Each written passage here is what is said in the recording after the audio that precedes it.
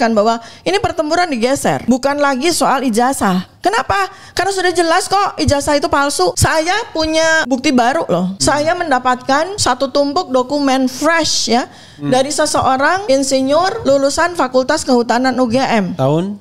Lulus tahun 1985, wisuda tahun 1985. Saya terperanjat. Kenapa? Ijazahnya begitu indah. Ijazah sarjana insinyur kehutanan UGM, ijazahnya begitu indah. Dan ternyata Universitas Gadjah Mada, saya yang kemarin agak kecewa, saya menjadi bangga dengan melihat dokumen itu, melihat ijazah itu. Karena ijazah itu selain indah, ternyata UGM itu betul-betul mempersiapkan bagaimana supaya ijazah itu tidak dipalsukan. Dan terus terang ijazah itu sangat berbeda dengan yang kita lihat di internet selama ini. Tidak segampang kalian memenjarakan Bambang Tri dan Gus Nur. Kami sudah menemukan banyak teman, banyak kekuatan dan banyak energi terutama dari rakyat juga. Rakyat yang punya logika sangat sederhana. Kalau Anda benar-benar lulusan UGM, tunjukkan. Nggak berani kan? Berarti palsu. RRT, Roy Rismond Tiva. Udah mentok. Udah mentok. Artinya siapa lagi? Siapa lagi? Udah mentok, maksudnya dari sisi keberanian, dari sisi argumen-argumen saintifik yang sulit untuk dibantah. Mau siapa lagi? Artinya kalau 3 orang ini dibungkam, nggak ada lagi orang yang akan berani. Itu kalkulasi sederhana sekali. Jangan salah. Kebenaran itu punya jundullah, punya pasukan Allah. Ketika saya udah ingatkan ya, ini saya ingatkan. Ketika Roy dibungkam, ketika Rismond dibungkam, ketika Tiva dibungkam, akan muncul 1000 Roy, 1000 Rismond, 1000 Tiva. Saya pastikan itu. Karena ini adalah milik Allah. Allah sendiri yang sudah membuka itu. Sehingga nanti akan bermunculan anak-anak muda, milenial, zilenial yang jauh lebih cerdas daripada kami, jauh lebih melek teknologi daripada kami, yang akan menyampaikan hasil penelitian mereka. Jadi nggak ada artinya membungkam Roy, membungkam Rismond, membungkam Tiva. Nggak ada artinya. Karena kami, ya para ilmuwan itu tidak bisa dibungkam secara fisik.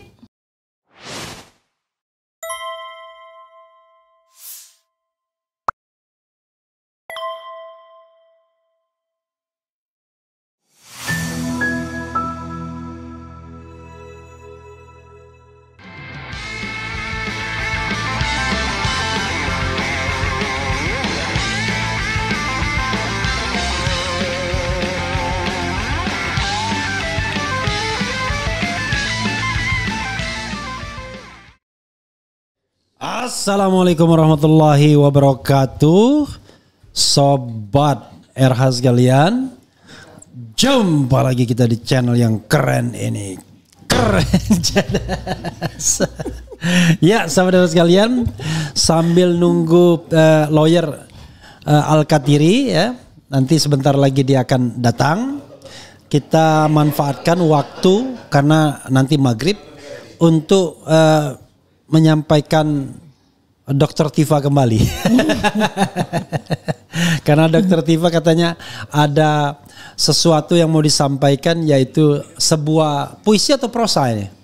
Apa ya namanya ya? Pokoknya kalimat gitulah, lah pokoknya ya. Sebuah kalimat mengenai sesuatu dalam bahasa Jawa yang nanti kalau yang tahu artinya silakan resapi, kalau tidak tahu artinya akan diterjemahkan sendiri. Begitu dok ya? Begitu. Oke, silakan. Sebagai prolog ya, sebagai prolog. Jadi saya mau bercerita tentang sesuatu yang kaitannya adalah Pak Joko Widodo nih ya. Karena beliau adalah orang Solo, saya kan half Solo juga ya. Jadi saya mau bicara dengan bahasa Jawa yang statusnya tuh kromo inggil, halus gitu ya. Tapi nanti saya terjemahin ya. Supaya pemirsa RH Channel bisa meresapi betapa indahnya bahasa Jawa inggil gitu ya. Baik, bismillahirrahmanirrahim. Pangandika saking jiwa ingkang raosaken. Sampun Bapak Jokowi, panjenengan sampun ingkang sanget awratipun. Raga panjenengan paring pratandha menika sinyal bilih panggung gesang punika sampun wekdalipun dipun rembak kalian langit. Sanes malih kalian tiang kathah. Dawuhipun langit Pak, monggo panjenengan sumingkir sareh lumampah dateng nagari Tiongkok. gadah niat anggenipun nyuwun tombo ingkang sampurna lan paripurna. Saderengipun badan punika nyawiji malih kalian asaling lebu. Tobat, Pak. Tobat dumateng Gusti ingkang Maha Agung. Awit kawula pitados, tobat punika sanes pralambang kasangsayan. Nanging pratandha bilih manungsa punika taksih saged eling, taksih kersa andadosi kamanungsan. Kawula mboten nyuwun panjenengan remuk. Kawula mboten ndongaaken panjenengan sangsara. Kawula namung ndedonga supados panjenengan wedi dhateng Gusti Allah. Ajrih dhateng Gusti Allah. Mangertosi bilih dawuhipun kahanan nagari punika mboten saged waras. Yen lampah panjenengan tansah nuwuhaken tatu ing atining bangsa. Panjenengan sampun nagari punika dereng. Panjenengan saged nilar kalenggahan nanging boten saged nilar tanggal jawab datang sejarah lan tiyang kathah. Manawi panjenengan kersa kondur kanthi kesadaran lan keikhlasan kalian nyuwun pangapunten dhateng bangsa, nagari punika taksih saged dipun lampahi waras tanpa kedah nuwuhaken rereget, tanpa kedah nuwuhaken balung pecah. Kawula boten dados mungsuh. Kawula dados tiyang ingkang tansah ndedonga supados panjenengan dipun paringi slamet. Sanadyan kawula piyambak ingkang kasakitan. Menawi panjenengan ing tembe laksana nilar donya, kawula dereng purun panjenengan kenging sebutan Allah saking tiyang sedaya. Kawula dereng purun bangsa punika kabur saking sejarah. Amargi saking satunggalipun tiyang ingkang keras ati, ingkang boten purun nyawiji kalian kalersan. Mugi Gusti paring pitulungan dhateng panjenengan lan dhateng bangsa punika. Lumantar tangan panjenengan tumrap lampah sak banjuripun. Sekarang saya terjemahkannya. Wah, sebentar. Tadi belum. Saya bilang, coba dokter sekali aja bilang yang tadi bahasa Jawanya coba. Apa? Mugi Gusti paring pitulungan dhateng panjenengan. Trek. Lan dhateng bangsa punika. Trek.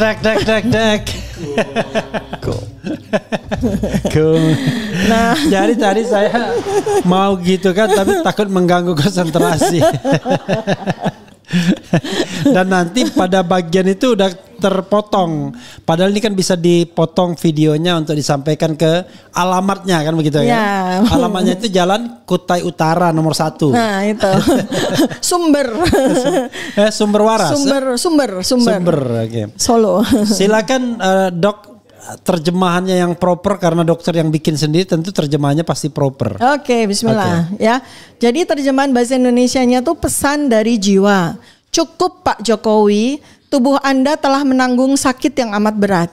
Raga Anda telah memberi sinyal bahwa panggung kehidupan ini sudah waktunya Anda pertanggungjawabkan di hadapan langit, bukan lagi di hadapan rakyat.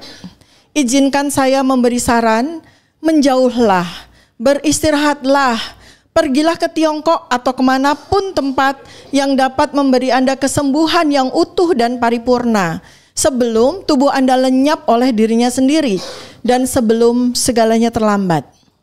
Bertobatlah Pak, bertobatlah kepada Tuhan yang Maha Kuasa, karena saya yakin taubat bukanlah tanda kelemahan, melainkan pertanda bahwa seseorang masih ingat siapa dirinya sebagai manusia.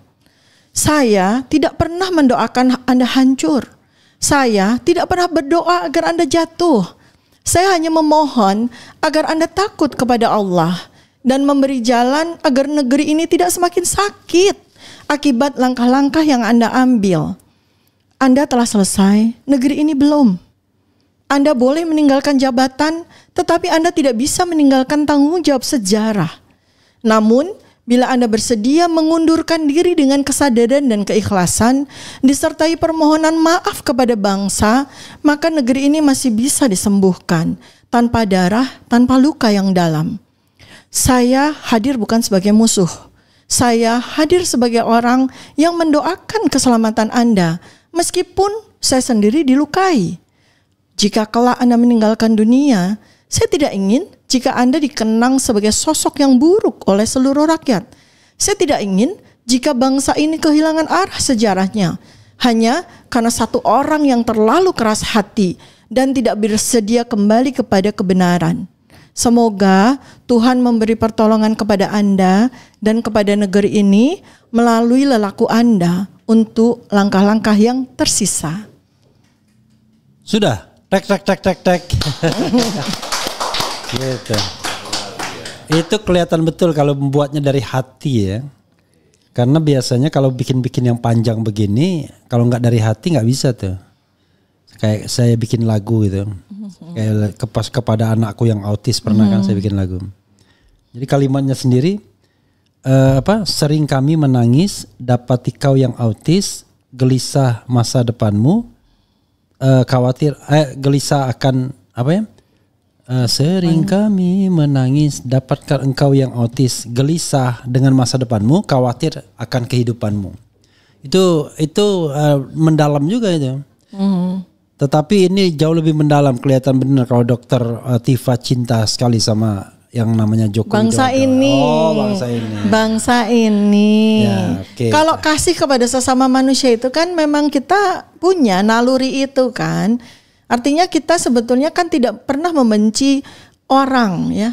Kita membenci kepada perilakunya. Tapi dok, tadi kan dokter wanti-wanti, kita nggak usah lah bahas soal penyakit ya.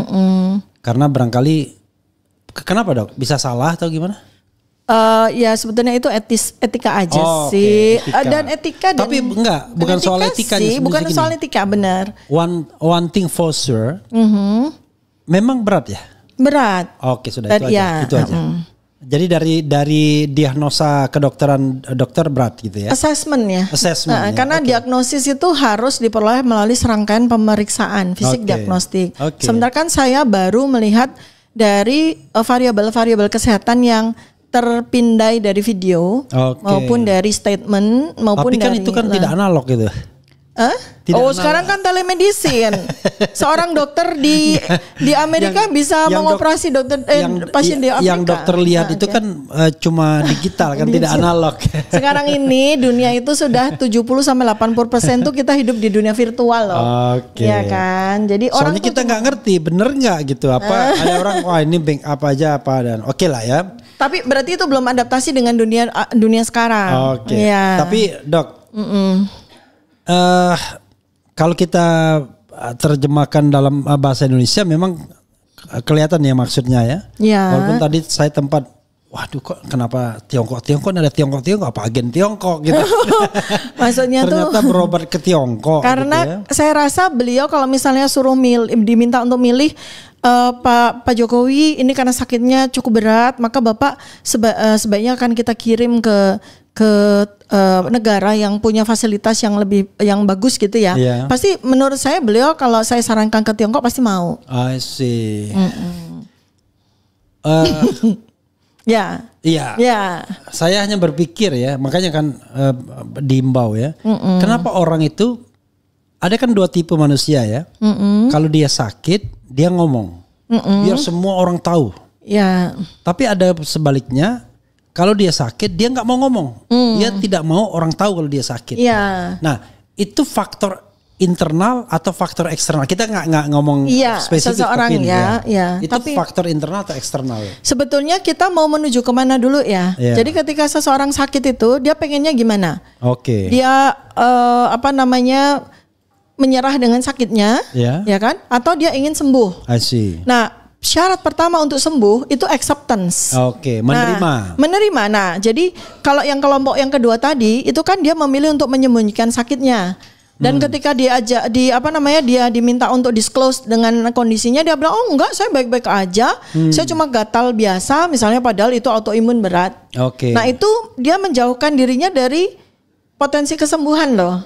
Nah, makin dia melawan, makin dia denial, itu makin jauh dari potensi. Kayak lumpur ya, kalau kayak lumpur hisap itu kan? Ya, makin dia melawan, makin dia terbenam. Nah, kalau seseorang itu pengen sembuh, maka dia nomor 1 itu adalah acceptance, menerima. Dengan penerimaan dia terhadap sakitnya, dengan dia kemudian menjadi ingin tahu sakitnya dan segala itu akan semakin mendekatkan kepada kesembuhan. Nah, persoalannya adalah seseorang yang kita tidak perlu sebut namanya ini mau sembuh apa enggak gitu. Oke. Ya, gitu. Sama kemudian soal konsistensi bahwa emang seneng sesuatu itu A tapi dibilang B ya. Oke. Nah, ini kan di sini kan banyak orang yang bilang, "Oh, itu dia pura-pura sakit dan sebagainya." Sementara dia pura-pura sehat.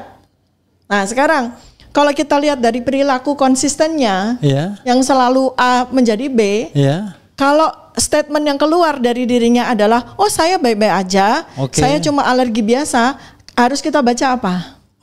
Ayo, harus kita baca apa? Dibaca terbalik. Terbalik, berarti sesungguhnya dia tidak sedang baik-baik saja. Tidak sedang baik-baik saja, kan harus begitu. Oke, kan, menarik. Ya. Jadi tapi kan begini, kemarin kan ada video gitu. Ya. Video seseorang yang main mobil-mobilan gitu. TV gitu ya di pantai. Ya gitu. Apa yang bisa dilihat dari perilaku itu ya?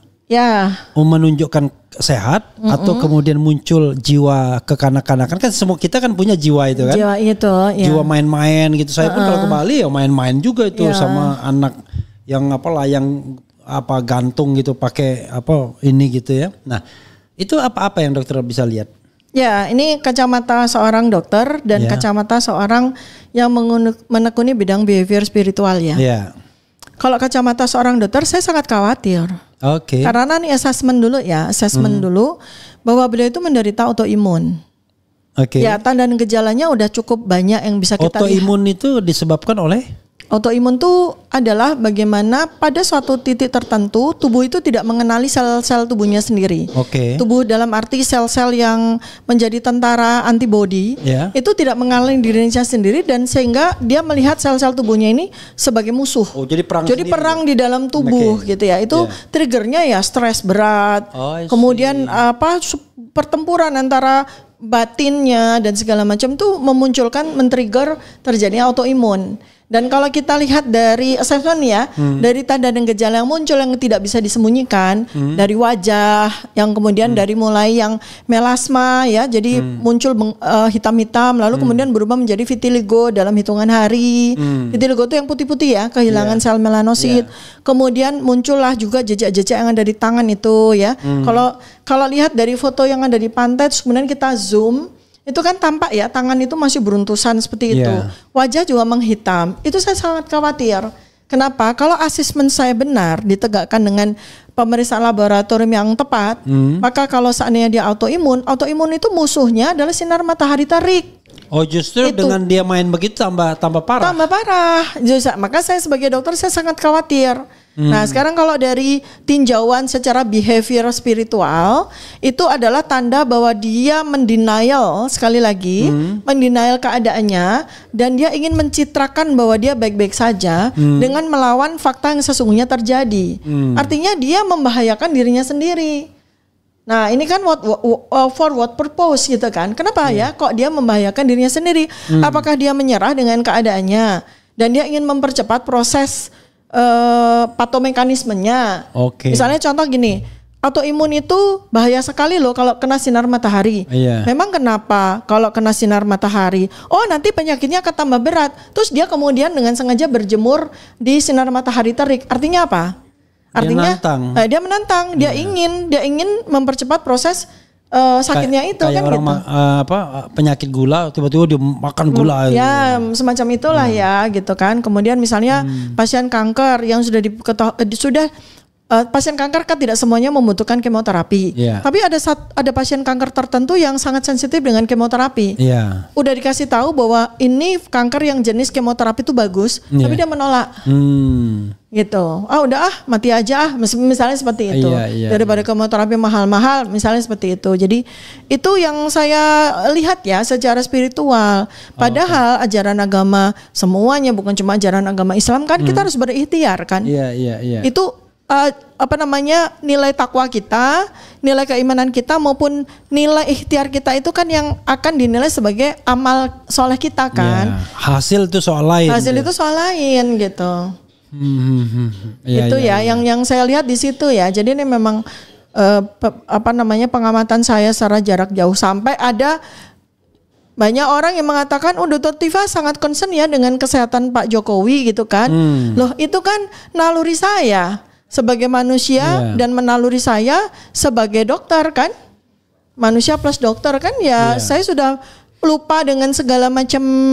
Misalnya contoh gini loh, kalau ada kecelakaan begitu, terus kemudian saya lihat ternyata orang yang mengalami kecelakaan itu adalah orang yang telah merugikan saya atau melukai saya di masa lalu misalnya.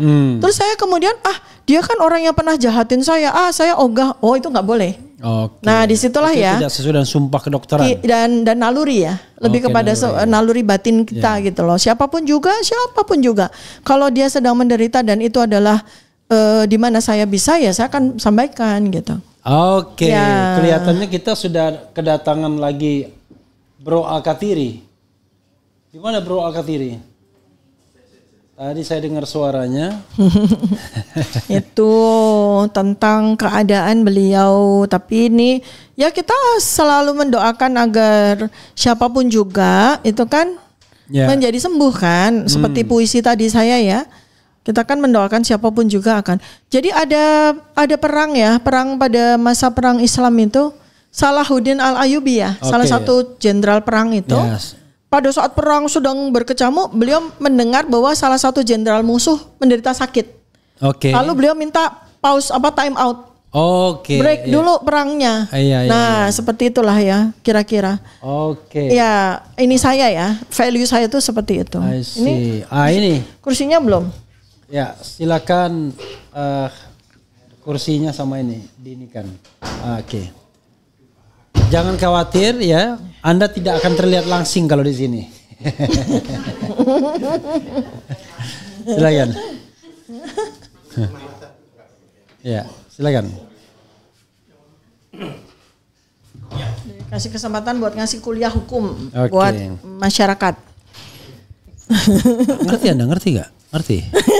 Saya udah bilang, gak boleh lagi bilang gitu. Gitu.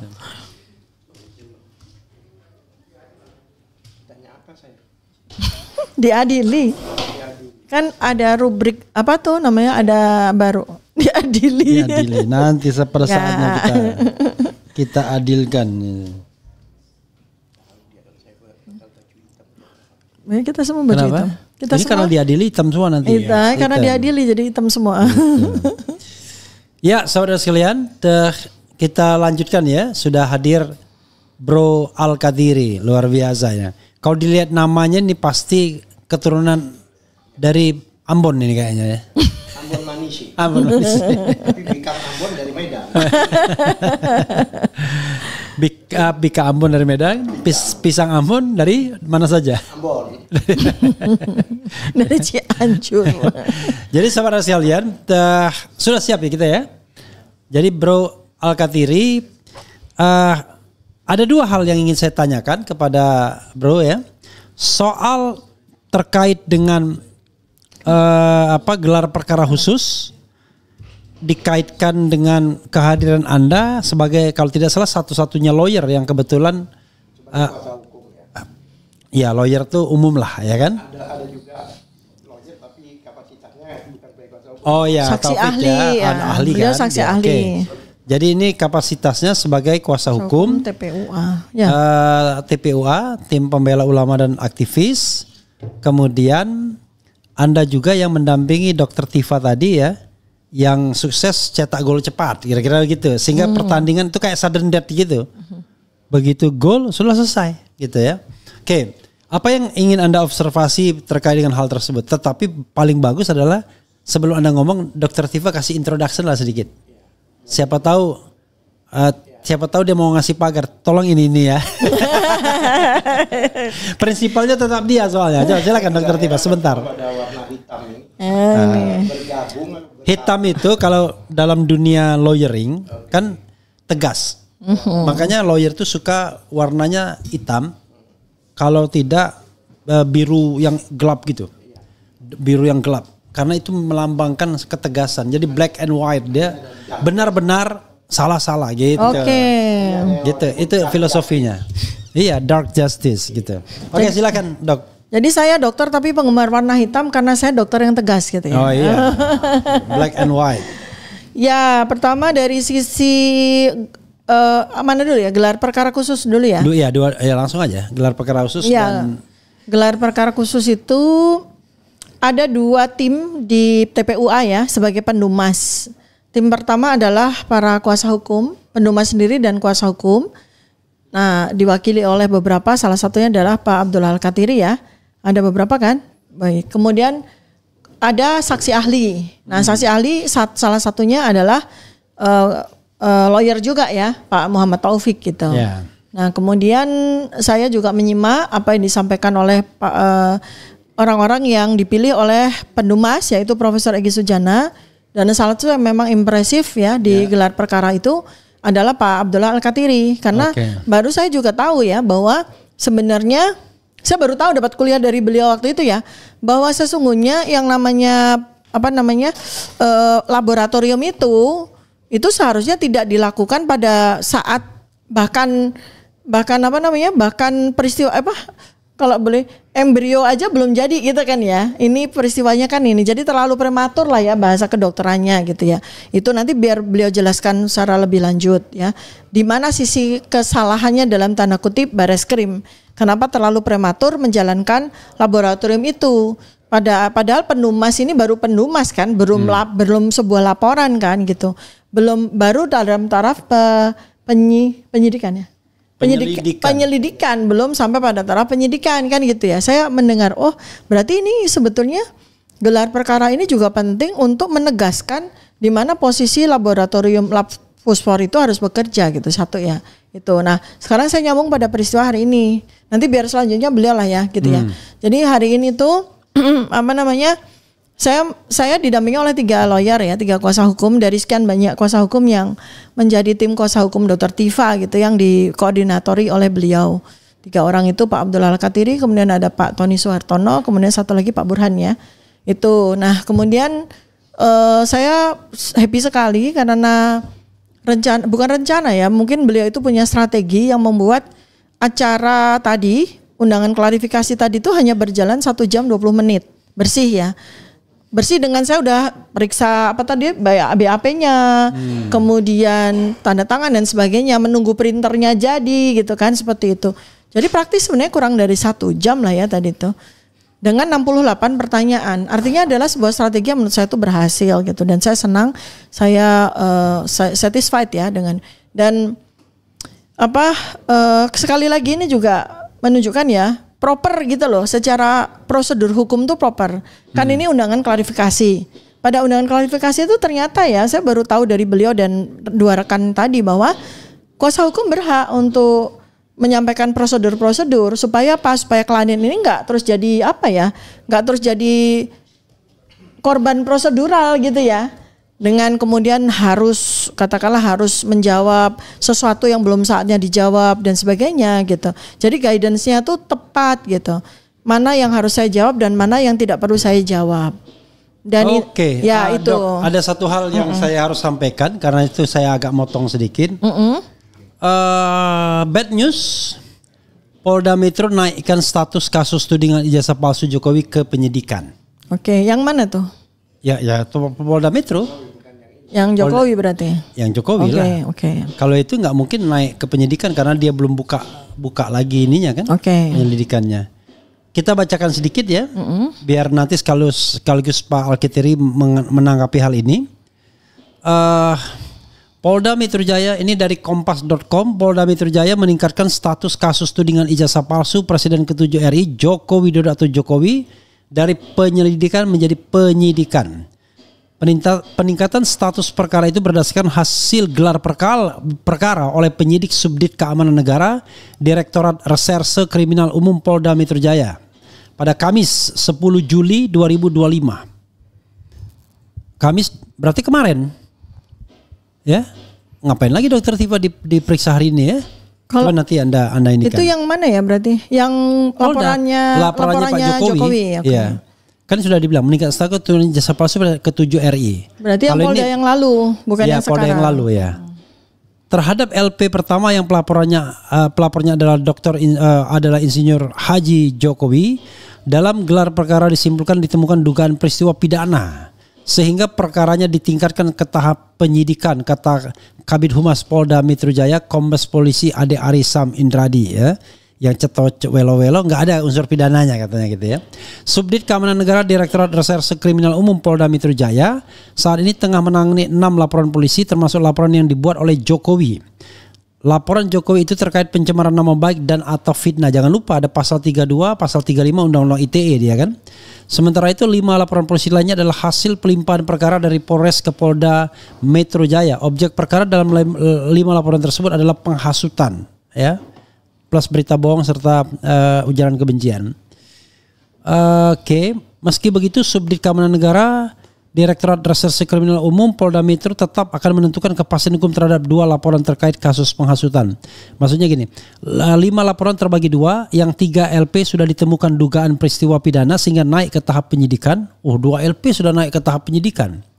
Dan 2 laporan lainnya sudah dicabut, dan pelapor tidak memenuhi undangan klarifikasi. Jadi, meski begitu, Subdit Keamanan Negara Direktorat Reserse Kriminal Umum Polda Metro tetap akan menentukan kepastian hukum terhadap 2 laporan terkait kasus penghasutan. Untuk diketahui, Jokowi melaporkan tudingan ijazah palsu ke Polda Metro Rabu 30 di sini 30 April, sesungguhnya 30 April memang ya. Laporan tersebut teregistrasi dengan nomor LP dan seterusnya. Dalam kronologi yang disampaikan Jokowi saat membuat laporan terdapat 5 nama. Mereka adalah Roy Suryo Noto Diprojo, Rismon Hasiholan Sianipar, Egy Sujana, Tifauza Tiasuma, dan Kurnia Tri Royani. Ini eksplisit namanya. Kendati demikian, terlapor dalam perkara ini masih dalam penyelidikan karena memerlukan pembuktian dalam proses penyelidikan.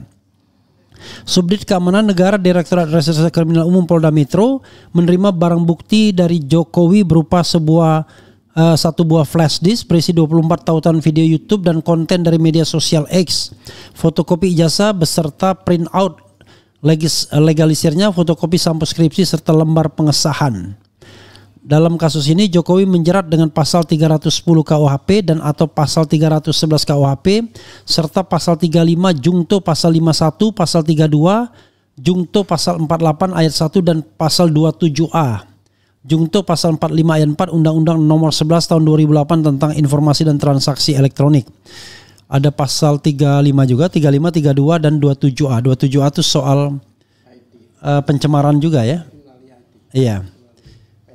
Iya, pencemaran nama baik juga. Terlepas dari itu, Polda Metro Jaya kini juga menangani sejumlah laporan lain terkait kasus serupa. Secara keseluruhan, termasuk laporan yang melibatkan Presiden Jokowi maupun laporan lainnya, setidaknya terdapat 2 objek perkara yang sedang diselidiki, yaitu pencemaran nama baik dan penghasutan, serta penyebaran berita bohong. Begitu Sobat Era sekalian, ya, siap-siap karena ada yang mengatakan tidak bisa orang dijadikan tersangka ketika ijazah palsunya belum dipastikan ya atau tidak. Tetapi dari pengacara pihak Jokowi pernah mengatakan, bisa karena kan kami juga melaporkan tindak pidana lainnya, pasal 32 dan pasal 35 Undang-Undang ITE, lalu penghasutan dan lain sebagainya yang tidak ada kaitannya dengan ijazah palsu dan lain sebagainya. Kemudian ya itulah.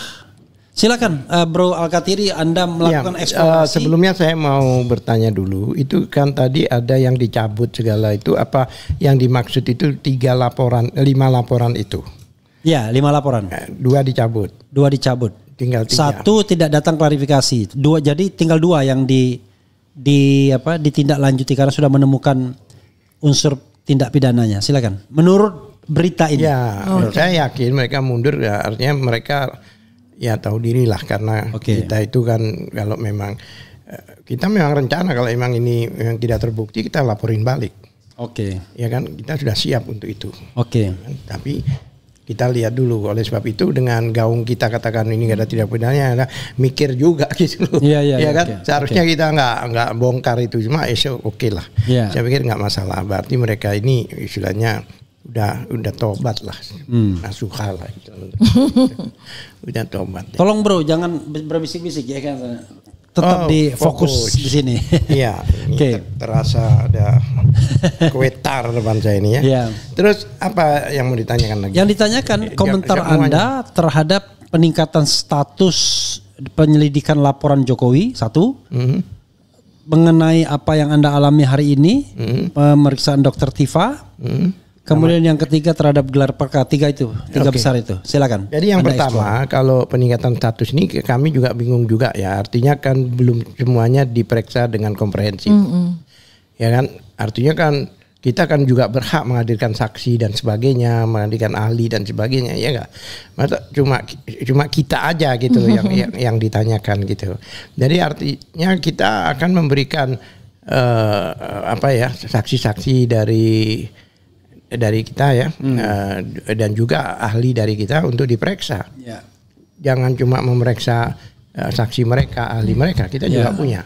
Ya kan, kami minta waktu juga untuk diperiksa itu semua sebelum ditingkatkan dan sebagainya.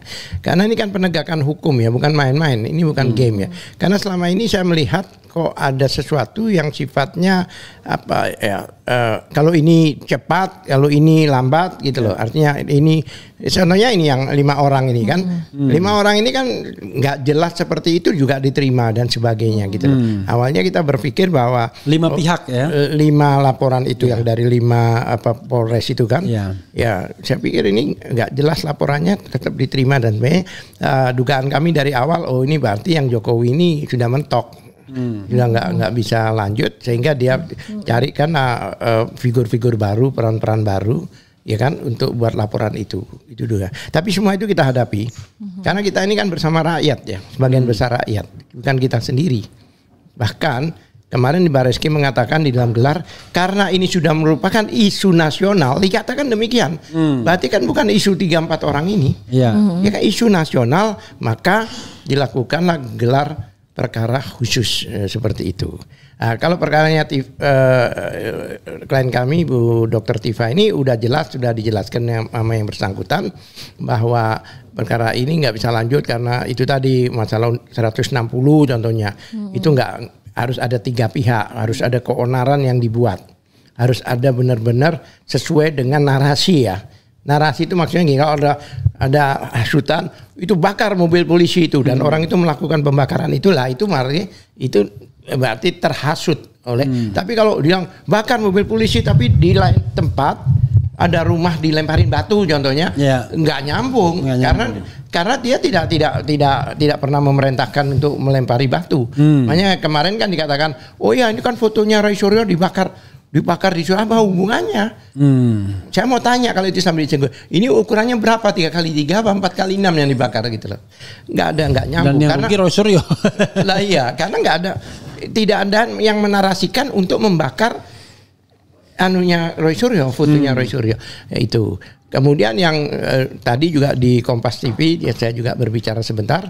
Saya katakan bahwa untuk 28 ayat 2 itu deliknya itu masuk setelah kata-kata berdasarkan. Oke, kita melakukan ujaran kebencian, oke, kita melakukan penghasutan, oke. Tapi ada batasan. Ujaran kebencian yang apa? Kemudian hasutan yang apa? Yang berdasarkan jelas. Ya kan? Yaitu berdasarkan etnis, berdasarkan warna kulit, berdasarkan kebangsaan dan sebagainya ya kan, termasuk keadaan fisik ya seseorang dan sebagainya. Berdasarkan itu tidak ada satupun berdasarkan ijazah, berdasarkan surat, tidak ada. Makanya tidak kena itu sasaran itu gitu. Ya kan? Makanya Dr. Tifa tadi begitu masuk ke 28 ayat 3 yaitu kebohongan. Dia bilang kalau kebohongan buktikan dong kebenarannya. Oke. Makanya dia minta dihadirkan ijazahnya. Harus ada. Saya ketawa waktu Dr. Tifa ngomong, ketawa. Sedangkan gelar perkara yang diikuti oleh banyak ada DPR itu pun tidak dihadirkan, apalagi penyidikan seperti ini akan dihadirkan. Itu impossible. Oke, tapi begini, Bro. Kalau kita baca skenarionya bukan lagi ijazah. Skenarionya bukan lagi ijazah. Pindah ke hasutan. Jadi tidak ada lagi sepertinya jawaban apakah ijazahnya palsu atau tidak. Ini pindah, gawangnya digeser. Pasal penghasutan. Ya kan? Yang bisa dipakai ujaran kebencian. Atau pasal menyebarkan berita bohong. Nah, tadi kan sudah dijelaskan bahwa penghasutan harus delik material, kemudian ujaran kebencian harus basisnya SAR plus ya kan, kemudian berita bohong harus kerusuhan masyarakat begitu. Lalu tapi mereka nggak peduli, tetap ditingkatkan ke penyidikan dan dalam proses persidangan bayangan saya nggak akan ada tuh pembuktian ijazah karena di dakwaan bukan soal ijazah lagi sudah. Pertanyaan saya, kapan mereka itu peduli gitu loh? Ya. Saya kan pengalaman. Saya di lapangan pengalaman. Hampir semua kasus-kasus saya itu sebenarnya tidak ada tindak pidananya. Tapi tetap dilakukan hal itu. Ya kan? Artinya mereka pasti tidak peduli gitu loh. Karena apa? Ada pesanan. Ya. Bahkan ada yang dilindungi oleh mereka. Nggak mungkin tidak. Oke. Jadi intinya adalah nanti akan digeser gawangnya. Ya. Dan Dr. Tifa dan lain-lain sibuk hanya untuk menangkis pasal-pasal kan itu di dalam persidangan. Ya, tapi kan begini Bang. Gitu. Rakyat ini kan tidak bodoh. Apalagi rakyat yang sudah sering berkecimpung di dunia hukum ya. Ya. Pada awalnya mereka itu kan melaporkan diantaranya itu pasal utamanya itu atau main pasalnya itu kan pencemaran nama baik. Ya. Bahkan ada beberapa itu pencemaran nama baik 310, 311, kemudian pasal 70A ya kan undang-undang ITE itu kan. Ya kan? Ya, undang-undang itu. Nah, begitu kita gaungkan waktu itu berkali-kali yaitu undang-undang pelindungan saksi dan korban, ya kan, bahwa jika ada laporan maka tidak boleh dilaporkan balik, apalagi dengan pencemaran nama baik. Ya kan? Siapa yang tidak boleh dilaporkan? Ya pelapor itu sendiri maupun saksi-saksi. Karena beliau-beliau ini waktu ke Jogja sebagai saksi. Yang ketemu rektor, ketemu ini nggak bisa mereka itu dilaporkan. Jadi mereka mentok di sini sebenarnya. Nggak bisa. Tapi pertanyaan saya, ya kan, masalah pemeriksaan laboratorium. Nah ini sampai semua rambu-rambu dilanggar, diterobos semua rambu-rambu. Kan pemeriksaan laboratorium itu kan ada aturannya. Ya, tapi bayangan saya sekali lagi saya challenge, bukan itu nanti yang akan saya juga sudah pernah ngomong dengan beliau. Ini bukan ini sasaran tembaknya tapi di situ. Iya. Tapi saya nggak sebutkan aja ya. Iya. Bukan yang 310. Bukan, sasarannya bukan itu. Ya. Dan nanti ada keluar pasal lain yang menurut saya pasal itu bukan pasal yang ada itu. Gitu loh. Itu kan biasa. Iya. Contohnya dia akan munculkan pasal 55, 56. Kan seperti itu. Contohnya Sarasen, ingat nggak? Sarasennya kan belum terbukti waktu dulu. Ya. Tapi faktanya banyak orang ditangkapi kena pasal 55, 56 itu. Ya kan? Nah, dalam hal ini Jokowi merasa tidak bersalah. Itu pengembangan kepolisian, bukan saya. Dia akan lepas tangan di situ. Itu dugaan saya, prediksi saya. Oke, ya, tapi sekali lagi saya katakan bukan itu tujuannya. Ini nanti di-challenge Dr. Tifa. Bukan bahwa apakah Anda bakal menang atau tidak, bakal bergeser atau tidak. Yeah. Nanti ada pasal baru, tetapi intinya adalah tidak akan ada yang namanya pembuktian ijazah palsu atau tidak. Ya, dijauhkan dari itu. Dijauhkan sepertinya dari itu. Tapi intinya kan tetap itu sebenarnya. Ya, gitu kan. Tetapi tadi proses di persidangan itu tidak mengarah ke sana. Iya, karena begini, dia sudah membaca kalau ini kami juga sering menggaungkan, kalau ini sampai terjadi di persidangan pasal-pasal hubungan dan ijazah itu harus dihadirkan di dalam persidangan. Kami minta untuk dihadirkan. Bahkan Jokowinya sendiri minta dihadirkan walaupun dia sebagai saksi, sebagai pemilik ijazah itu saatnya bukan dia ngelapor ya. Tetap kita minta dihadirkan. Gitu loh.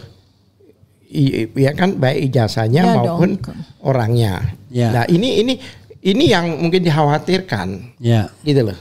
Jadi sehingga dia coba bergeser yang kira-kira buktinya bukan ijazah gitu loh. Iya. Itulah saya sepakat. Challenge-nya? Saya sepakat. Saya sepakat dengan dugaan pendapat Bang Refli, ya saya sepakat. Jadi makanya diciptakan orang seperti ini dan tapi kan lumayan 3 dari 5 pelapor yang mengundurkan diri ini kan mereka tadi juga sudah membaca. 2 yang mengundurkan diri. Oke lah, habis ini mungkin bertambah lagi. Dia sudah membaca resiko yang akan dihadapi oleh mereka. Gitu loh. Ya kan, kita kan nggak tinggal diam kita. Oke. Gitu, ya. Satu. Kemudian yang masalah apalagi tadi kita gelar perkara. Iya. Oke, saya singgung soal gelar perkara biar nanti Bu Tifa. Soal gelar Gelar perkara. Jadi gelar perkara itu sebenarnya yang hadir itu kan TPUA. Nah, begitu kami sampai di sana, saya dengar ya, harus cuma ada 8 kursi katanya. Yeah. Jadi kita harus 8. Kita kebingungan bagaimana, apa nggak tahu, tanya ada yang ngatur waktu itu, saya nggak tahu siapa yang ngatur, ya kan? Tapi saya pasti masuk karena Egy dan Habib Rizik minta saya masuk. Karena TPUA itu kan pendirinya Habib Rizik. Banyak orang tidak tahu. Egy ditunjuk Habib sebagai ketua. Waktu itu, ya. Oke. Dari TPUA itu ada 4 orang yang sebagai anggota TPUA, ya kan, kemudian bersama Egy sebagai prinsipal. Lah saya diposisikan sebagai kuasa hukum Egy. Masa semuanya prinsipal kan nggak fair kan? Jadi saya kuasa hukum Egy, ya kan. Nah, pada waktu di paparan yang dilakukan oleh mereka, paparannya itu ya standar. Saya nggak melihat ada laporan, nggak melihat ada apa, nggak ada di situ di dalam paparan itu. Bahkan kalau saya lihat, ya kan, apa yang dipaparkan oleh polisi dan apa yang dipaparkan oleh dari pihak Jokowi itu ya semacam ya sama substansinya gitu loh. Cuma narasinya aja diganti-ganti. Jadi ini kayaknya sudah ada apa? Ya apapun. Mungkin belajar bersama lah mereka itu. Ya, tapi gini ya. Kalau menurut saya. Kalau saya misalnya mau tanya, kalau perdebatan hukum itu sudahlah. Itu bukan wilayah itu yang akan dimainkan. Tapi masalahnya ada pelanggaran yang saya tahu. Dan pelanggaran itu saya ungkap di situ, saya di stop. Lah ini kan menarik.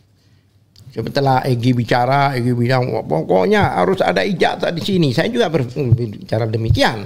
Saya bilang, loh, nggak ada ijazahnya toh. Lah ngapain gelar? Ya kan? Lab force yang kecil aja udah bisa menghadirkan. Ini gelar yang dikatakan bahwa isu nasional, bahkan mengundang DPR, mengundang Ombudsman, mengundang Komnas HAM, Kompolnas, semua di situ, ya kan, tidak dihadirkan. Nah, mau kita itu kan, nih ijazahnya, mari kita bahas bareng, selesai. Nah, kalau ijazahnya nggak ada, ya mau perdebatan apa? Kalau bukan perdebatan hukum. Jadi kalau misalnya ini yang difasilitasi oleh Karowasidik kan? Iya. Nah kalau Karowasidiknya juga melanggar, Anda mau lapor kemana? Ya itu dia. Nah, ya bukan begitu ya, melapor kepada ya supaya rakyat Indonesia itu tahu. Saya bilang kita mencoba untuk menjaga marwah kepolisian ini, jangan sampai tercemar, jangan sampai jelek dan sebagainya, ya kan? Ya kan? Tapi kalau mereka nggak mau kita jaga, ya bukan salah kita. Ya kita pasti akan ke DPR kayaknya itu pasti. Buat kami itu belum selesai. Oke. Saya bicarakan, saya banyak katakan, saya bilang ada undang-undang keterbukaan publik saya singgung ya, Undang 14 2008 itu saya singgung di situ, bahwa di situ pasal 1 ayat 3-nya menyatakan bahwa setiap instansi pemerintah, lembaga pemerintah baik eksekutif, yudikatif, legislatif dan lembaga lain, selama mereka menerima uang dari APBN, dana dari APBN, itu adalah lembaga negara. Baik itu keseluruhan maupun sebagian, ya kan? Pertanyaan saya, UGM menerima nggak? Ternyata menerima dana itu bantuan operasional perguruan tinggi. Kalau di SMA BOS sekolah, dia menerima. KPU menerima dana.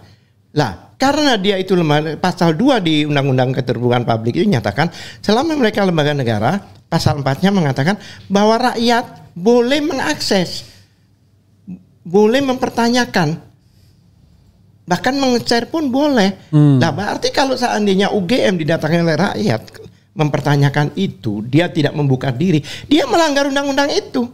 Bahkan konstitusi dilanggar oleh mereka. Ya kan? Sebenarnya tidak ada perbuatan melawan hukum di sini.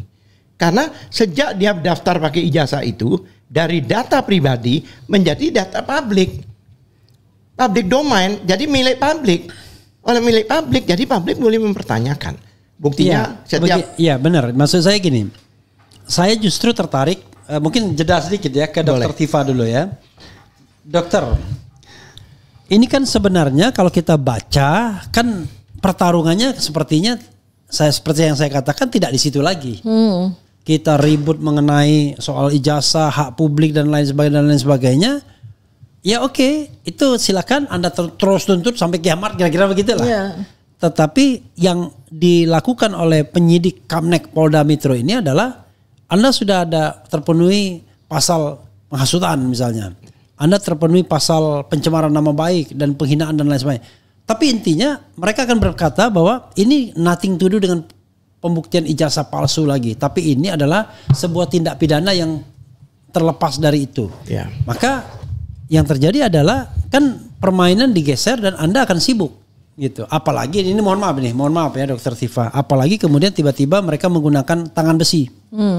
Karena ancamannya di atas 5 tahun, ya saya tahan dulu begitu. Biar tidak bisa kemana-mana lagi. Itu maksud saya apa yang akan Anda lakukan?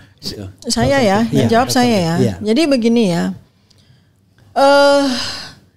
risiko perjuangan itu kan memang berat. Ya. Makanya yang mau berjuang menegakkan kebenaran itu sangat sedikit. Apalagi kita tahu bahwa yang sedang kita bongkar potensi kejahatannya ini adalah orang yang memang selama 10 tahun ini suka sekali menggunakan abuse of power. Ya. Nah, tetapi apakah kemudian saya dan mungkin teman-teman yang lain takut? Kalau kami takut dari sejak awal kami tidak melakukan ini. Tetapi apa? Apa artinya saya diberikan otak cerdas oleh Allah Subhanahu wa taala? Apa artinya saya diberikan tugas sebagai seorang ilmuwan, sebagai seorang peneliti? Kalau saya diam saja.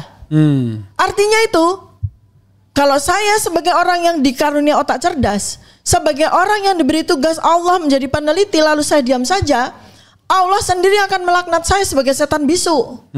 Ya.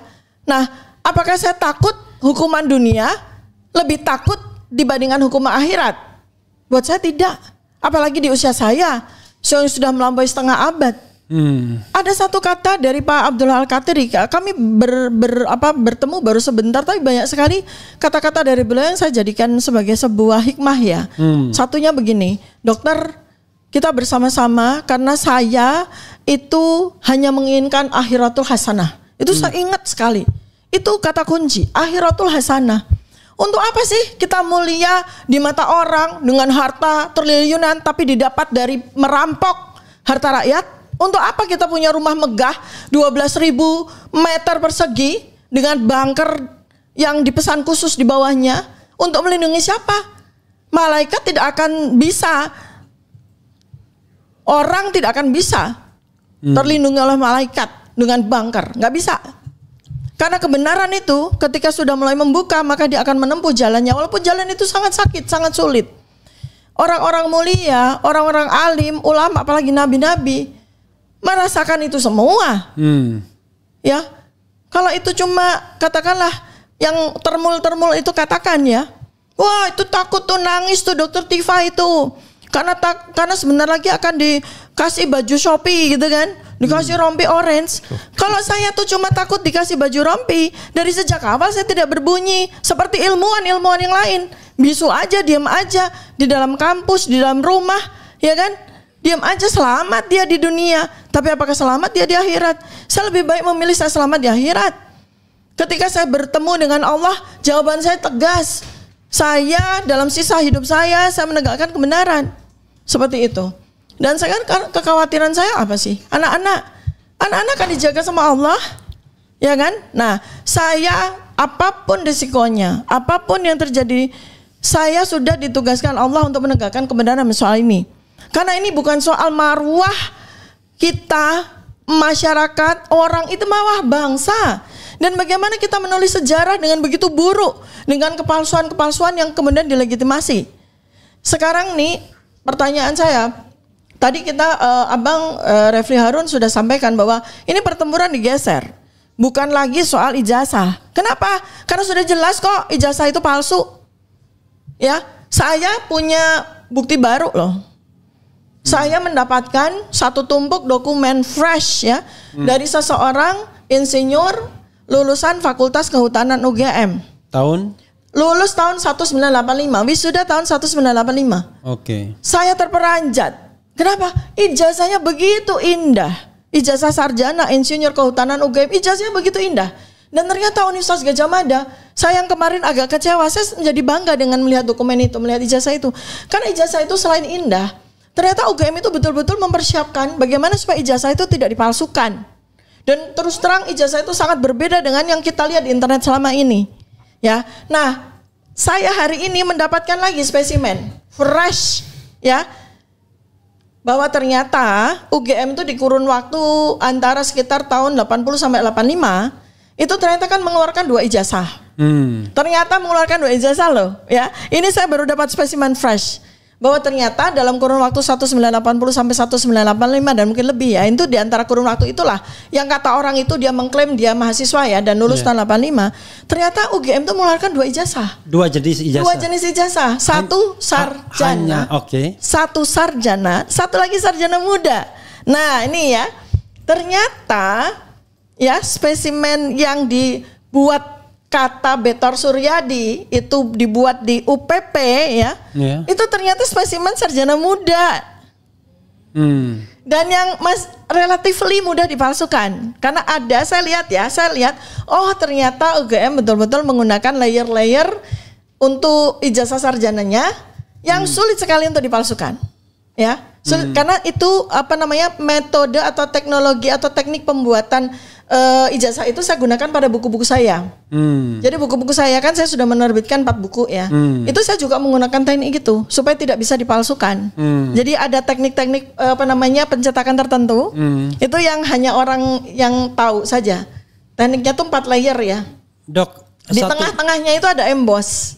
Nah, emboss itu kunci. Dia tidak bisa dipalsukan. Oke dok, satu hal ya. Ini untuk memastikan saja. Pada tahun 85 itu kalau tidak salah ada 2 wisuda. Oh ya. 3. Kalau ada 3 wisuda itu ya. 3 wisuda tahun 85. Apakah 3 wisuda itu sama semua ijazah kehutanannya? Oh tentu saja sama. Jadi spesimen dari kertasnya itu sama, nggak mungkin. Makanya saya impress gitu loh.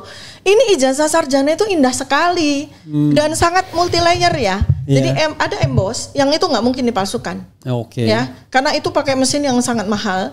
Itu embossnya letaknya di tengah, di tengah-tengah kertas. Di tengah-tengah kertas ya itu pakai teknik khusus itu gitu. Terus ada macam-macam lah. Ada guratan kertas-kertas di dalam. Itu yang nggak mungkin ijazah itu dipalsukan. Sehingga menghasilkan sebuah ijazah yang sangat indah, sangat agung gitu loh, dan sangat sulit dipalsukan. Tapi kalau sarjana mudanya, nah ini hari ini saya dapat.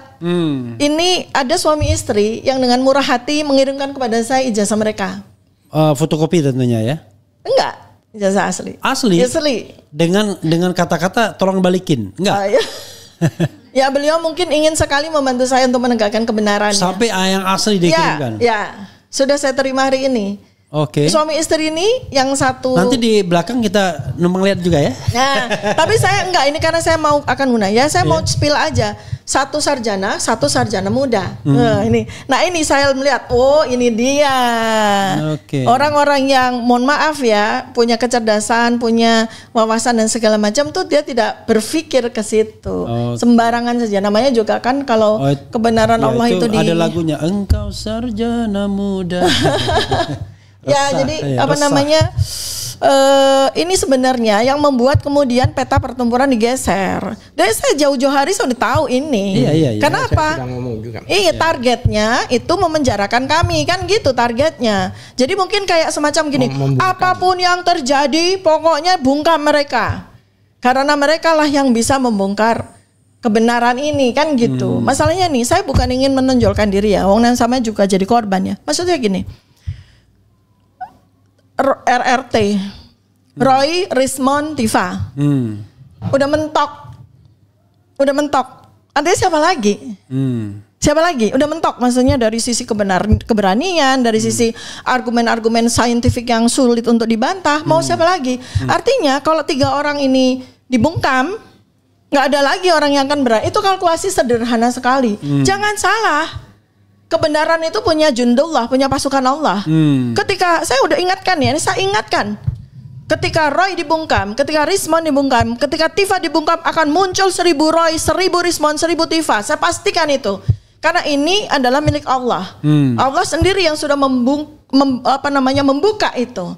Sehingga nanti akan bermunculan anak-anak muda, milenial, zilenial yang jauh lebih cerdas daripada kami, jauh lebih melek teknologi daripada kami, yang akan menyampaikan hasil penelitian mereka.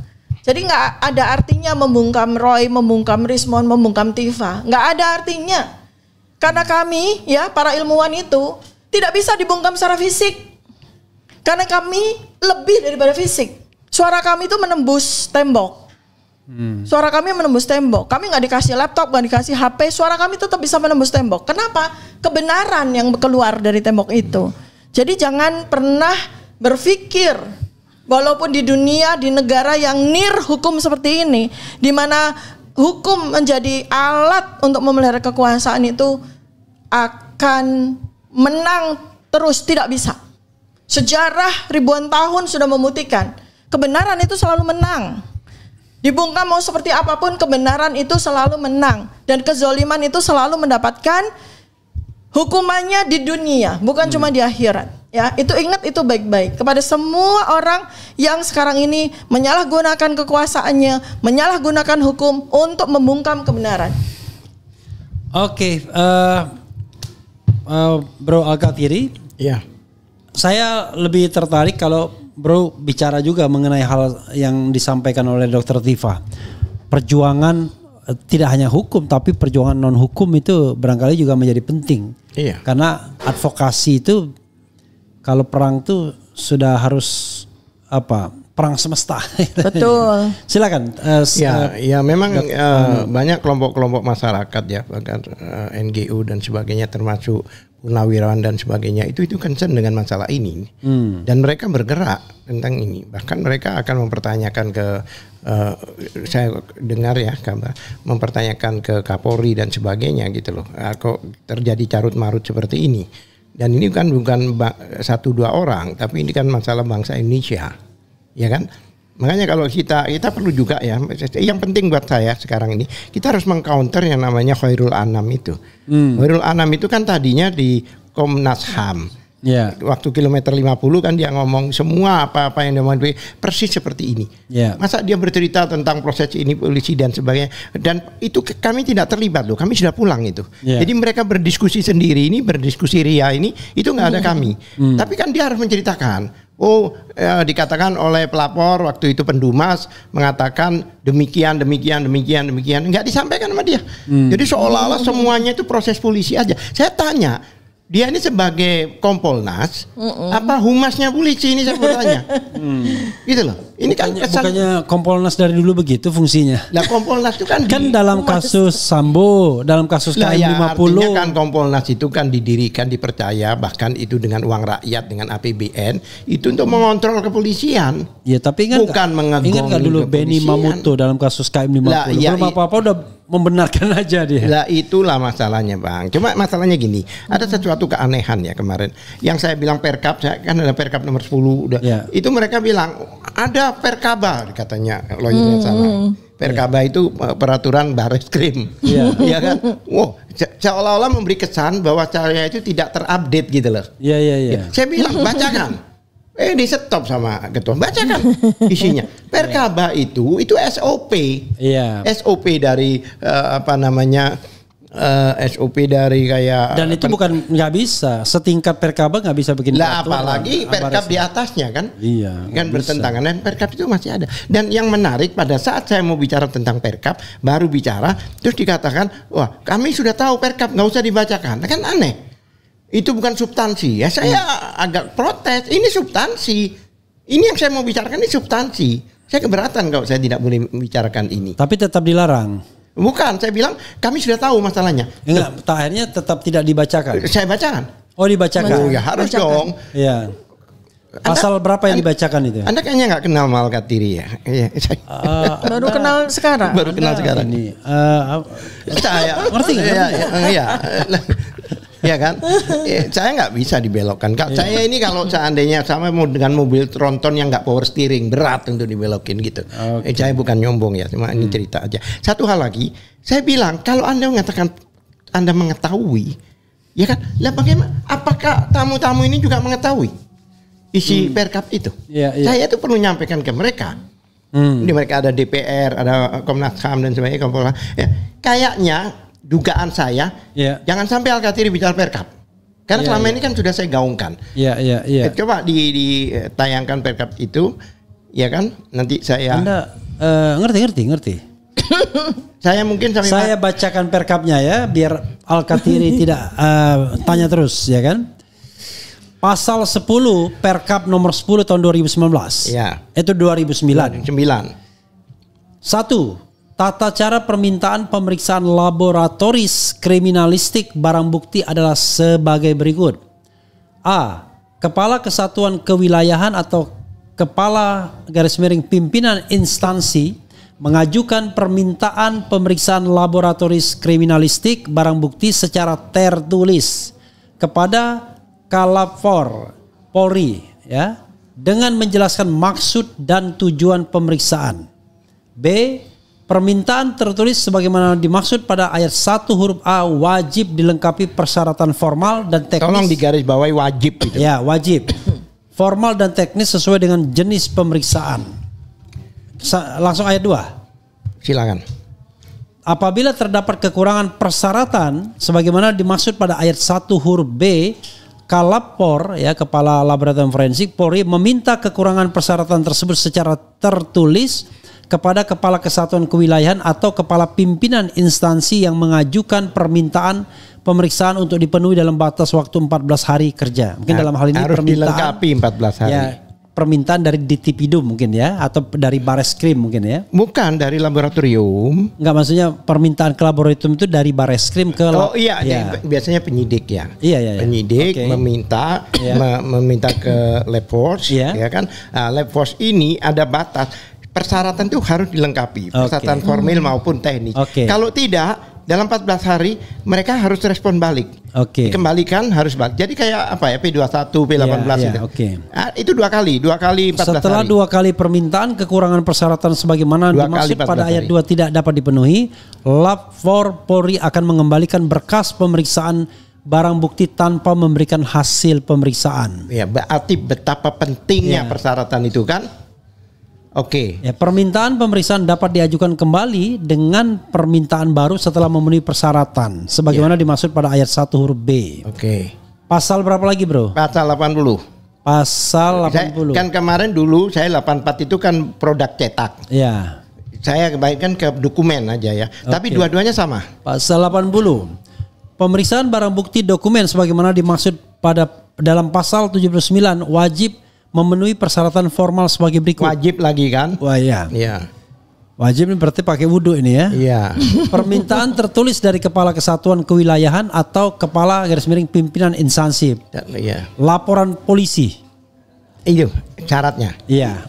Padahal harus ada laporan polisi. Padahal laporan polisinya belum ada. Belum ada. Iya. Ini kan masih Dumas. Iya. BAP saksi tersangka atau laporan kemajuan belum ada juga. Itu lebih begini loh. Kenapa harus ada BAP tersangka dan itu? Karena barangkali di dalam pemeriksaan itu ada tambahan-tambahan surat dan sebagainya. Dan tersangka jangan lupa ya. Tersangka itu diperiksa paling akhir. Berarti pemeriksaan itu bukan di awal tapi di akhir. Peningkatan penyelidikan dari penyelidikan ke penyidikan. Memang belum ditentukan tersangkanya, tetapi asal diketahui sama seperti Bro Al-Kathiri bahwa yang namanya penyidikan itu serangkaian tindakan untuk menemukan tersangkanya. Penyidikan. Ya, kalau penyelidikan untuk menemukan tindak pidananya. Tindak pidananya.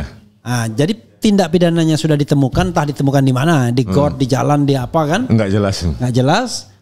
Sekarang tinggal menemukan tersangkanya.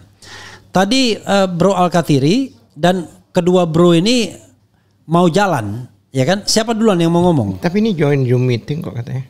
Oh, Zoom. Oh, Zoom meeting. Di sini aja ya. Oh ya sudah, berarti bro dulu ya.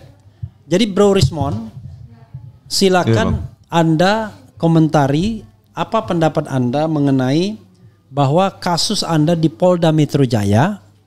Bukan kasus Anda sih, tapi Anda yang terlapor kan? Iya. Itu sudah ditingkatkan dalam proses penyidikan yang artinya ini potensial akan menemukan tersangkanya, potensial akan dilanjutkan di tingkat kejaksaan dan potensial di tingkat penuntutan nanti, penuntutan dan kemudian divonis dan lain sebagainya. Itu kita nggak ngerti apakah sampai ke sana atau tidak. Silakan. Ini kan sudah resiko yang sudah diperkirakan lah. Kalau kita melawan Joko Widodo, ya tentu ini resiko yang harus dihadapi. Jadi bukan sesuatu yang surprise banget, kejutan-kejutan ini kan sudah dikalkulasi. Yeah. Kalau hal ini tidak dikalkulasi, ya tentu lebih baik tidur di rumah, nggak usah memperjuangkan ini gitu. Tetapi ini juga sudah diprediksi kan, ketika PN Solo juga memberikan putusan selah ya, Bang. Yeah. Putusan selah bahwa NU tidak berwenang untuk mengadili ijazah Jokowi. Jadi memang Jokowi ini masih kuat ya. Jokowi ini masih powerful, khususnya di penegakan hukum di Indonesia. Jadi bagi saya lah dulu, semoga perjuangan ini tidak sia-sia ya. Perjuangan ini tidak sia-sia. Toh juga saya dalam perjuangan ini menemukan banyak teman, banyak teman-teman satu perjuangan yang tidak bisa saya temukan kalau perjuangan ini tidak saya jalankan gitu, Bang. Oke, satu lagi pertanyaan sebelum Anda pergi. Terkesan bahwa polisi menggeser gawang. Iya. Lapangan permainannya tetap sama, tapi target golnya tuh digeser gawangnya. Mau gol tapi digeser ke tempat lain. Anda tidak lagi dibidik dengan pasal pencemaran atau fitnah mengenai ijazah palsu, tapi Anda dibidik dengan pasal-pasal yang tidak ada kaitannya dengan pembuktian ijazah palsu. Artinya nanti nggak ada pembuktian ijazah palsu. Yang akan dibuktikan apakah Anda melakukan penghasutan, apakah Anda melakukan ujaran kebencian, apakah Anda menyebarkan berita bohong. Kalau berita bohong mungkin masih ada kaitannya sedikit. Tapi intinya adalah tidak ada pembuktian. Dan bayangan saya, mereka tidak penting mau menang atau kalah.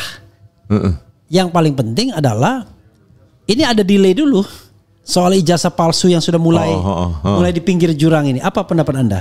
Ini kan teknik mereka lah, biasalah parcok seperti ini ya. Ini sudah terjadi juga pada kasus Bambang Tri dan Gus Nur. Saya kira di sini kita harus total fight, bukan berarti kami kuat.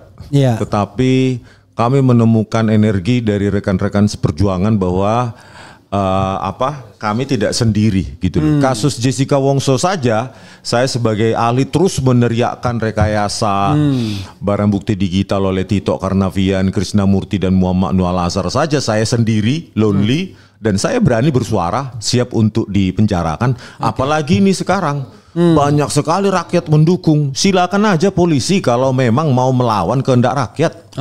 Silahkan gitu loh. Kita challenge dan kita buka-bukaan di pengadilan gitu loh. Masalah pergeseran konteks sekarang ini menjadi penghasutan yang jauh yang berbeda dimensi atau domain dari ijazah Joko Widodo ya untuk ditunjukkan di pengadilan ini sangat memalukan sih bagi negara hukum seperti kita. Sangat-sangat memalukan. Ini sebagai cermin bahwa penegakan hukum di Indonesia itu masih morat-marit ya. Bahwa kemarin gelar perkara khusus juga Jokowi maupun pengacaranya tidak berani menunjukkan ijazahnya. Dan apalagi yang ditemukan tadi juga saya baru dengar ternyata dari statement Bu Tifa bahwa ternyata Bu Tifa menemukan ijazah yang tahun 85 dan jauh berbeda dan lebih mirip punyanya Jokowi dengan ijazah sarjana muda. Ini kan bahaya ini. Bisa menimbulkan chaos kalau ini dikeluarkan Bu Tifa, makanya hati-hati polisi ya. Anda kali ini tidak segampang kalian memenjarakan Bambang Tri dan Gus Nur. Kami sudah menemukan banyak teman, banyak kekuatan dan banyak energi terutama dari rakyat juga. Rakyat yang punya logika sangat sederhana. Kalau Anda benar-benar lulusan UGM, tunjukkan, nggak berani kan, berarti palsu. Kan gitu. Anda kalau dalam permainan sepak bola itu ada counter attack. Tadi kan Anda sudah sebutkan counter attack-nya adalah Anda akan melaporkan Jokowi soal kebohongan Kasmujo. Ada yang mengatakan lah KKN bagaimana. Kemudian orang juga mengatakan bagaimana dengan ke KIP Komisi Informasi Pusat untuk meminta dibukanya soal ijazah tersebut. Itu Anda akan lakukan segera atau bagaimana? Ya nanti ini kan diskusi sama tim hukum nanti. Ya. Saya akan mendesak karena saya sendiri kan nggak mungkin nggak diwakili kan, Ya. didampingi. Ya. Ya keinginan saya itu melaporkan Jokowi atas dugaan skripsi palsu. Oke. Dan dugaan pembohongan publik tahun 2017 ketika dia menjadi presiden. Yaitu salah satu counter attack kita. Artinya kalau benar asas equality before the law, Ya. maka kami juga bisa melaporkan Joko Widodo gitu dengan pasal dengan aduan-aduan tadi itu. Pasal melaporkan menyebarkan kebohongan. ya, dia juga bisa kena kan? Ya. Buktinya Pak Kasmujo membantahnya. Belum lagi dugaan skripsi palsu karena proses forensik terhadap lembar pengesahan skripsi Joko Widodo itu sangat tidak profesional, hanya diraba, dirasakan, ada cekungan dan disimpulkan handpress. Gitu, Bang. Oke, silakan kalau Anda memang ingin beranjang sana ke tempat lain karena Anda perlu konsolidasi. Dr. Tifa kalau mau menggantikan lagi silakan di sini. Kalau mau menggantikan lagi sudah cukup. Lagi makan ini deh, roti. Oke. Anda mau pergi? Oke, Bang Al-Katiri. Atau kita bareng? Ya? Oh, saya belum selesai. Saya mau ke Ainus sini nanti. Oh, Ainus. Oke, silakan. Oke, Bang. Oke. Tos. Silakan. Ya. Oke. Bye semua. Ya, ditutup dulu. Kita kursinya dibikin dulu. Bisa, Ki? Sudah ya? Oke. Saya geser. Geser dong. Tidak hanya geser, mic-nya pun dibuang. Hah? Ini. Makasih banyak. Oh, sudah selesai. Ini barang. Dia ini punya sama. Mana? Oh, ke Asahan. Ya udah. Bang. Oh, Asahi. Hah? Aku di sini. Pindah. Oh. Pindah sini. Coba. Ini punya siapa ini? Ini punya Dr. Tifa kayaknya. Hah? Ini punya siapa ini? Dr. Tifa. Jangan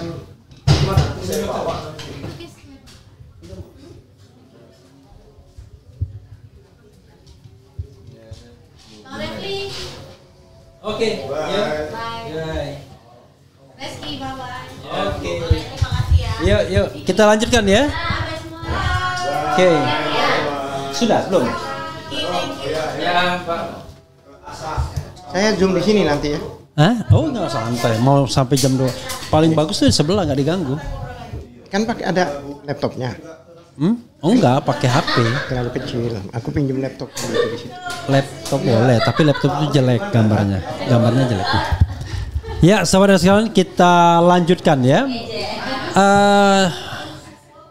Apa yang Anda ingin sampaikan lagi terkait dengan hal ini? Jadi saudara sekalian, mohon maaf ya. Kebetulan tadi dari Polda Metro tiba-tiba mereka berkunjung ke sini semua. Makanya narasumbernya berganti-gantian, tetapi supporternya masih ada.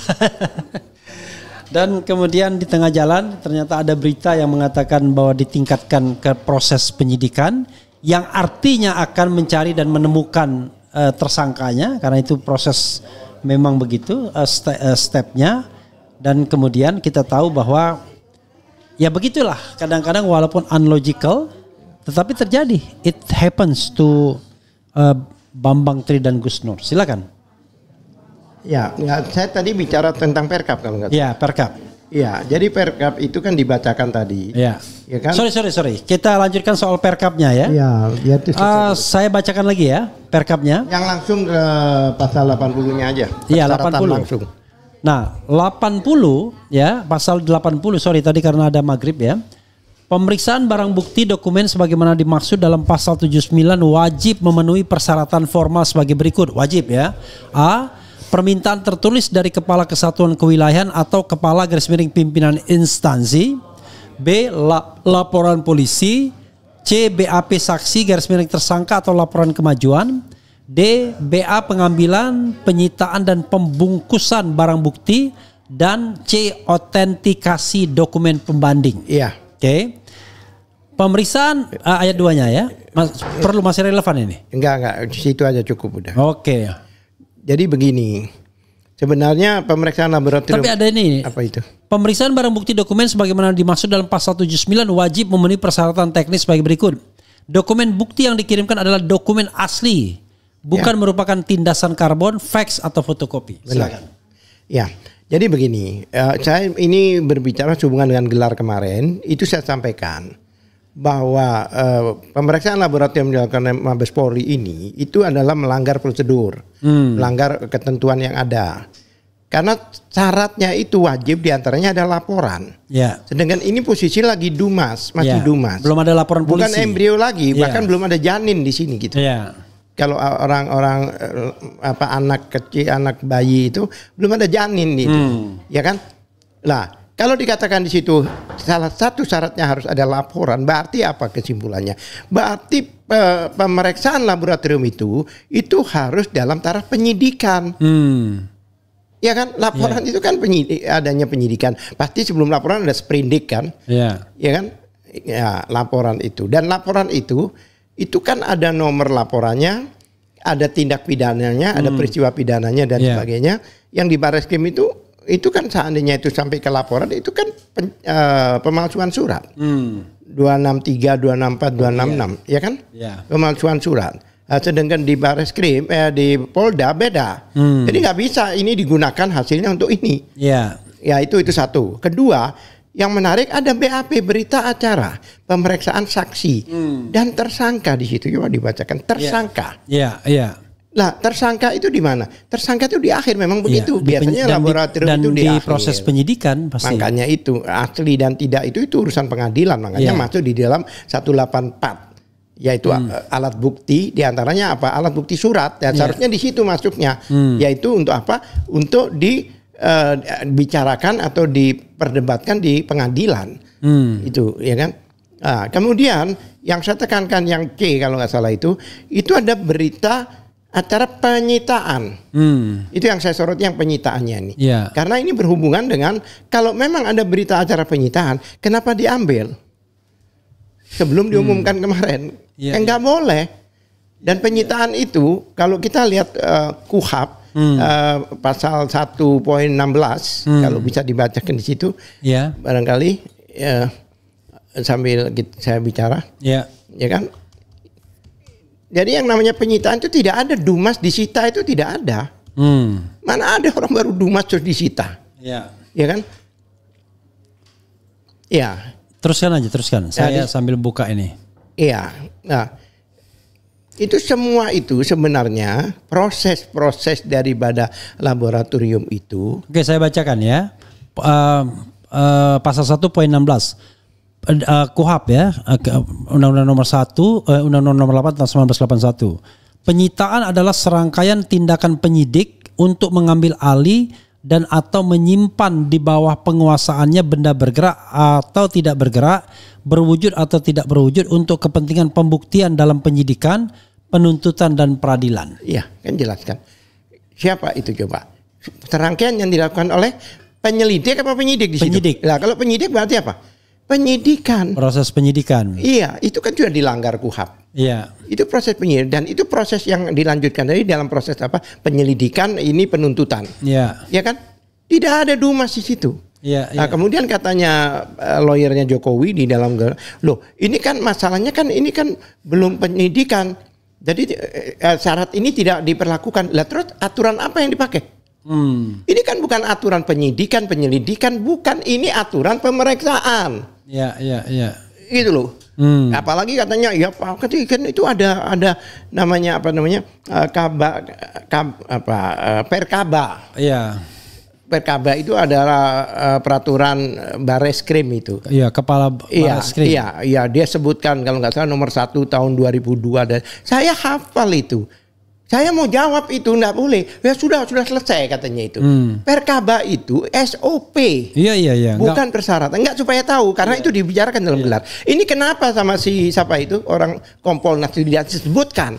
Disebutkan dong perdebatan itu, disebutkan dong bahwa ini ada pelanggaran. Oleh sebab itu sampai sekarang bahkan penekanan pada kami kemarin si Egy Sujana itu agak sedikit emosi dia katakan, ya kan? Kita gelar, kita kira kita ditemukan dengan ijazah aslinya.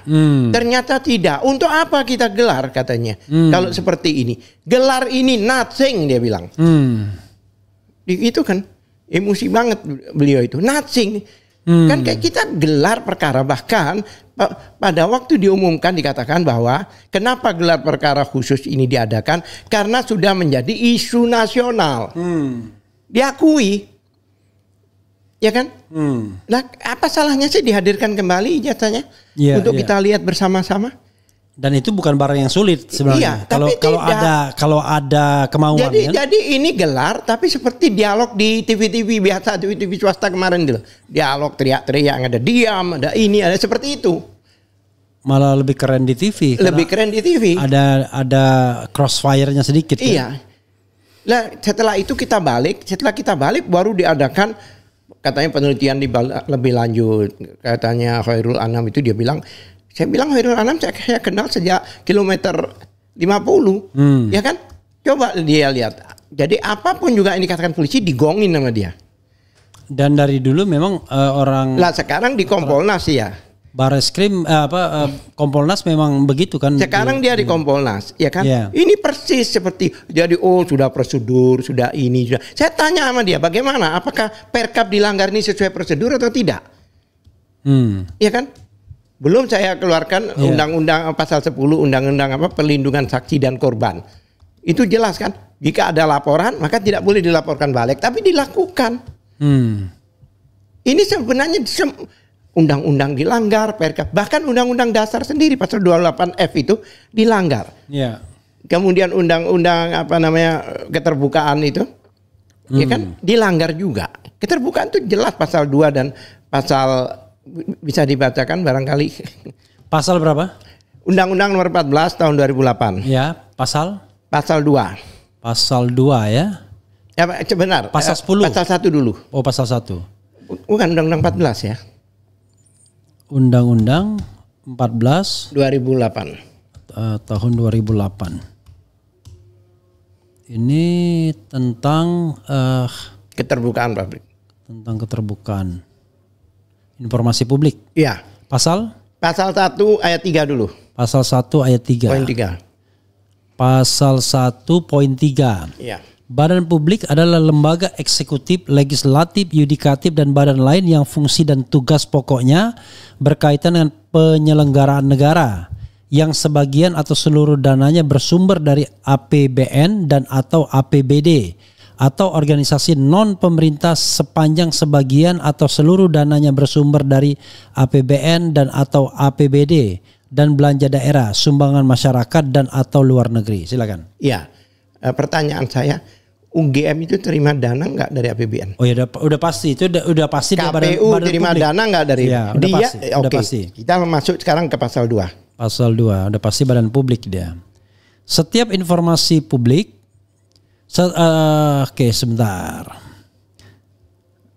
Jadi setiap informasi publik bersifat terbuka dan dapat diakses oleh setiap pengguna informasi publik. Ya. Kemudian informasi atau langsung ke pasal 4 aja biar pasal 4 ya. Itu pasal 2 ya, pasal 4. Pasal 4. Oke nih.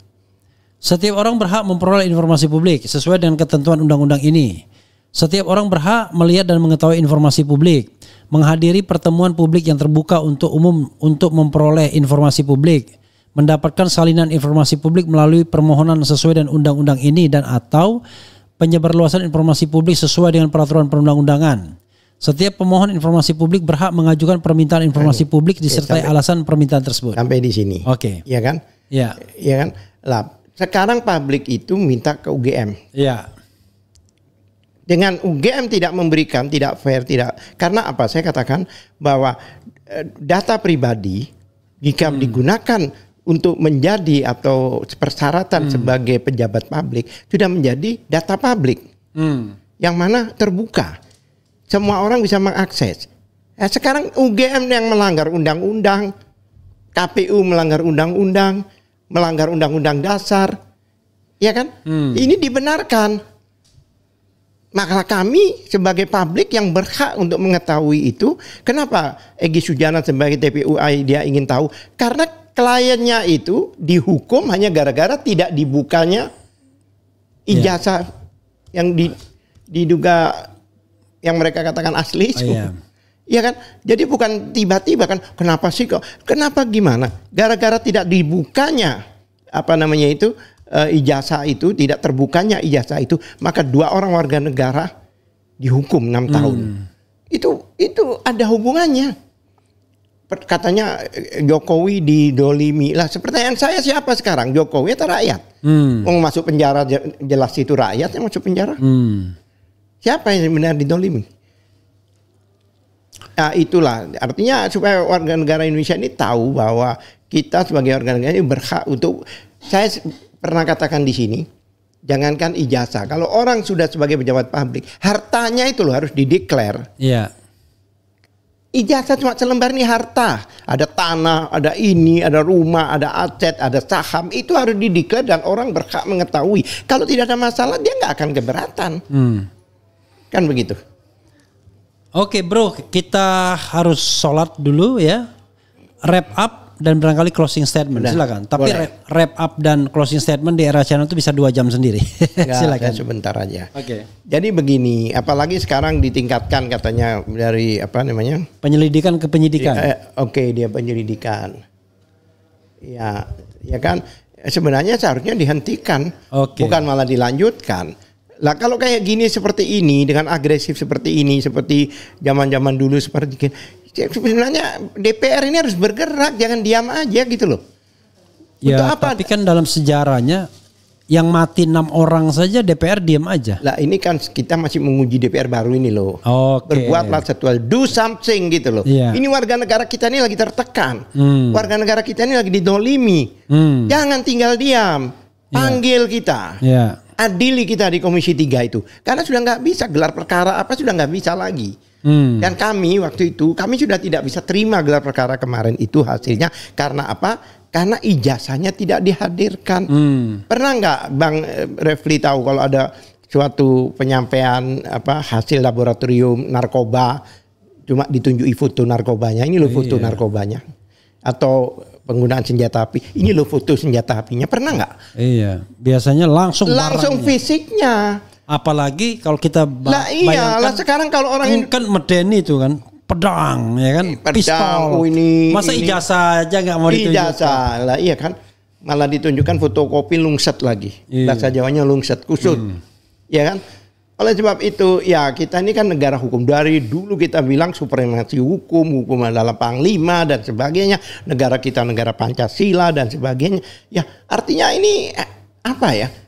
Dikatakan supremasi hukum ini hanya jargon atau hanya hashtag atau apa gitu loh. Gitu loh.